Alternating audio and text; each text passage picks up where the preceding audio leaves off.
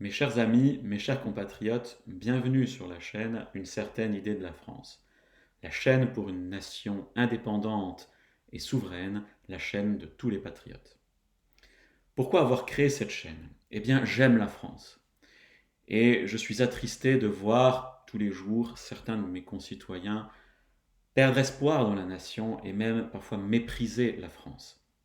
Il est vrai que le concept de nation n'a plus le vent en poupe. Il est dénigré, il est vu comme une manifestation d'exclusion ou de xénophobie, alors que c'est tout l'inverse.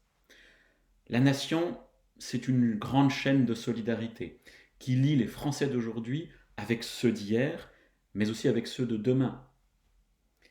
Cette grande chaîne fraternelle est faite d'un passé commun, de legs de notre histoire, d'une culture commune, de souvenirs partagés.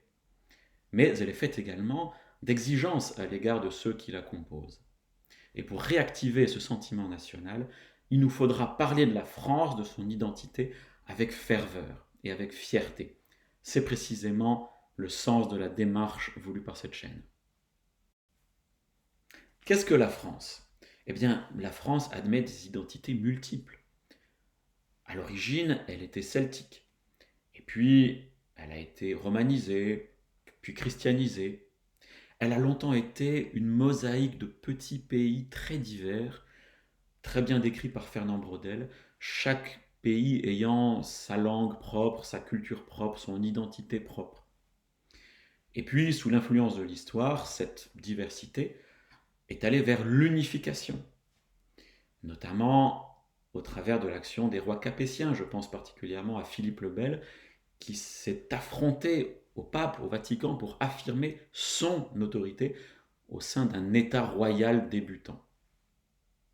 Les Lumières au XVIIIe siècle vont illuminer ensuite une révolution qui va aboutir à un État-nation moderne.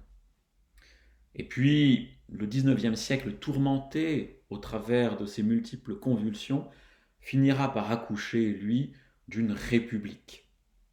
Une république honorable, mais bien fragile, toujours en proie aux affaires politico-financières ou à la lamentable affaire Dreyfus.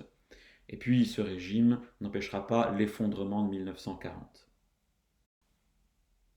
C'est alors qu'entre en scène le général de Gaulle. Il sauve l'honneur de la France et il la dote d'institutions républicaines arrivées à maturité, c'est-à-dire dotées d'un exécutif fort et incarné dans la personne du président de la République, élu dès 1962 au suffrage universel direct, donc en lien immédiat avec le peuple. Nous reconnaissons dans la figure du général de Gaulle le père fondateur d'une France à son zénith, d'une France indépendante, souveraine, mais aussi d'une France industrielle et productive, confiante dans son génie et consciente de sa grandeur. Nous voyons donc aussi, par ce très bref examen de l'histoire, que la France, c'est un processus d'unification, d'uniformisation pour vaincre les forces de la dispersion. Nous diffuserons une série de courtes vidéos à thème historique ou ayant trait à l'originalité de la France. La nature a fait la France belle, mais c'est l'histoire qui l'a rendue grande. Et c'est en hommage à cette grandeur que nous voulons célébrer le roman national. Voilà, j'espère que ces vidéos vous plairont. Je vous dis à bientôt et surtout, vive la France!